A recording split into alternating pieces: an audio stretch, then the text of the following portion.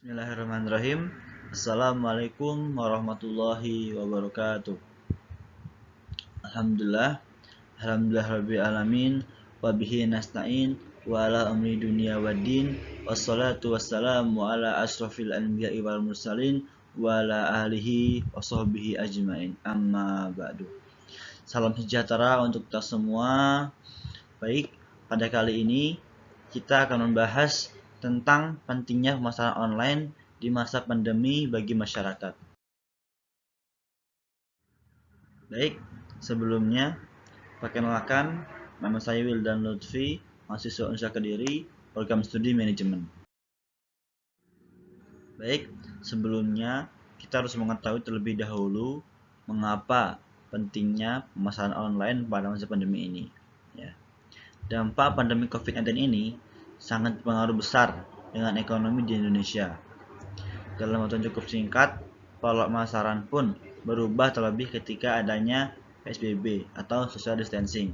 Ya. Dan kita selaku pemasar harus memutar otak untuk bisa memasarkan produk atau jasa kita pada konsumen. Ya. Sebagai strategi brand bertahan di tengah pandemi COVID ini, para pelaku bisnis harus mengoptimalkan pemasaran online dan digital branding sebagai sarana komunikasi dengan konsumennya. Lalu, apa itu pemasaran online? Ya, pemasaran online adalah strategi mempromosikan produk yang sangat berpengaruh pada penjualan.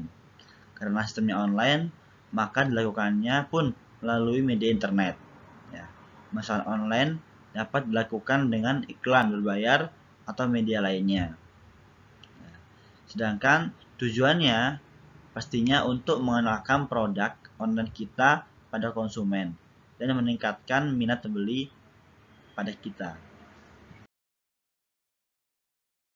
Ya, sekarang ada ciri-ciri pemasaran online. Ya, yang pertama yaitu promosi yang lebih fleksibel.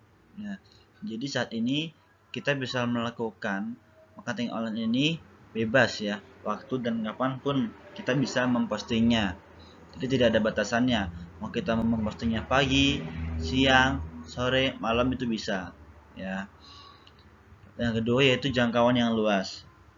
Karena sekarang ini pengguna Android sudah banyak memakai dari kalangan anak-anak, anak muda, anak dewasa pun telah mempunyai smartphone ya atau internet. Sehingga mereka bisa mengetahui produk apa saja yang sedang dijualkan ya. Yang ketiga yaitu komunikasi non-stop ya. Internet dapat digunakan kapanpun, tidak ada batasannya, sehingga kita sebagai penjual bisa memposting produk kita kapanpun, lalu pembeli juga bisa membeli produk kita kapan yang mereka inginkan. Selanjutnya yaitu jenis-jenis saluran pemasaran online ya. Yang pertama yaitu ada medsos, dan ini kita bisa mempromosikan produk kita dengan membuat channel YouTube, Twitter, Instagram, atau konten-konten TikTok atau Facebook ya. Yang kedua yaitu Search Engine Optimization atau SEO, yaitu tool untuk membuat toko serta produk kita berada di halaman pertama pencarian. Jadi jika kita ingin nama produk kita di halaman pertama, itu kita harus mendaftarkan produk kita ke platform yang ada di internet. Lalu yang ketiga yaitu Search Engine Marketing atau SEM. Bedanya dengan SEO yaitu dengan SEM, toko produk kita bisa berada di 3 teratas pada pencarian ya. Sama juga kita mendaftarkan produk kita ke platform yang ada di internet ya. Lalu yang keempat yaitu marketplace ya, dengan media pemasaran online yang memungkinkan toko online kita memulai bisnisnya dengan Shopee atau Tokopedia.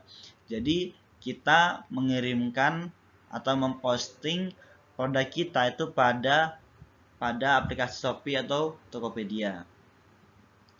Lalu yang kelima ada affiliate marketing, yakni sistem kerjasama dengan pihak yang dapat mempromosikan produk kita.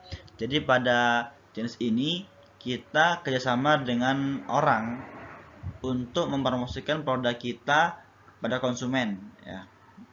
Dan yang keenam yaitu ada Google Ads, yakni strategi pemasaran dengan menampilkan iklan yang kita lewatkan. Contoh ya, sekarang kita sudah melihat banyak sekali sekarang orang-orang yang mempromosikan melalui Google Ads. Jadi ketika kita membuka Google, itu banyak sekali produk-produk yang muncul, dari produk sandal, pakaian, dan lain-lain. Yang kita ketahui, semua itu pasti ada keuntungan, ada kekurangannya. Ya.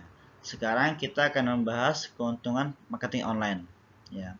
Yang pertama, yaitu memiliki promosi jangka panjang. Ya.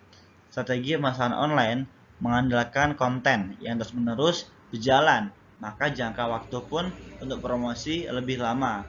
Jadi ketika kita telah memposting produk kita atau channel kita pada internet, maka itu tidak akan hangus atau tidak akan mati karena memiliki jangka panjang, ya. Jadi jika kita postingnya hari ini, sampai ke depannya itu pasti ada dan masih ada, ya. Dan semua orang pasti mengetahuinya, ya. Yang kedua yaitu target cepat diperoleh, ya. Karena cepatnya teknologi internet dengan media online dapat membantu kita menentukan target pasar yang sesuai dengan produk kita. Jadi jika kita memposting produk kita, contoh produk pakaian pria. Nah, setelah kita memposting, maka semua orang bisa melihat, oh, toko ini menjual pakaian. Maka dia telah mengetahui jika dia minat, maka dia akan membelinya.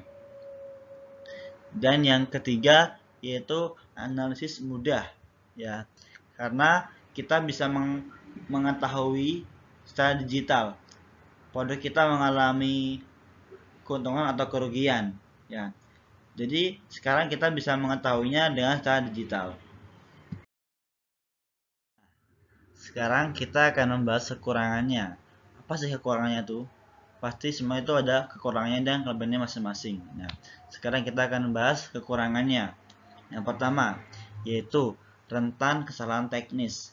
Pemasaran online sangat bergantung pada teknologi, sehingga sangat rentan dalam kesalahan teknis. Contoh, kita membeli produk pada Shopee. Kita harus benar-benar teliti. Kita membelinya warna apa, berapa biji, dan daerah mana.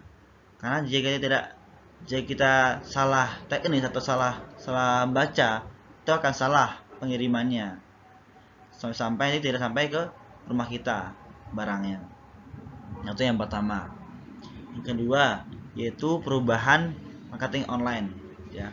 Adanya aturan perubahan perdagangan yang terus berkembang dalam pemasaran online, media online pergerakannya yang lebih cepat, kita harus bisa mengejarnya. Jadi media online itu sangat cepat pergerakannya. Contoh, sekarang lagi tren-trennya celana jeans. Minggu depan tuh pasti ada lagi tren baru. Nah, kita harus mengetahui perkembangan itu. Yang ketiga, yaitu masih ada pelanggan yang lebih suka offline store, ya. Masih banyak pelanggan yang menggunakan media tersebut untuk mencari informasi lebih lanjut mengenai produk dan memilih membelinya secara offline. Ini sering kita rasakan, ya, mungkin pada kita semua. Contoh, kita ingin membeli suatu handphone, ya. Handphone kita lihat di Shopee, searching itu cuma untuk mengetahui harganya berapa, perkiraan berapa. Itu untuk itu aja. Lalu setelah kita mengetahuinya harganya berapa, kita belinya di toko offline, gitu. Yang keempat, yaitu terdapat pelanggan yang kurang mahir dalam penggunaan internet, ya. Mungkin kita ketahui, ya, generasi orang di atas kita itu mungkin belum mengenal internet karena zaman dulu belum ada internet. Nah, dengan kurangnya pengetahuan internet, mereka membelinya secara offline, ya. Mungkin sekian materi yang dapat saya sampaikan. Kurang lebih saya mohon maaf. Jangan lupa kita semua harus bisa menjaga iman dan imun tubuh kita, ya, agar kita sehat selalu dan diberi kesehatan. Sekian, wassalamualaikum warahmatullahi wabarakatuh.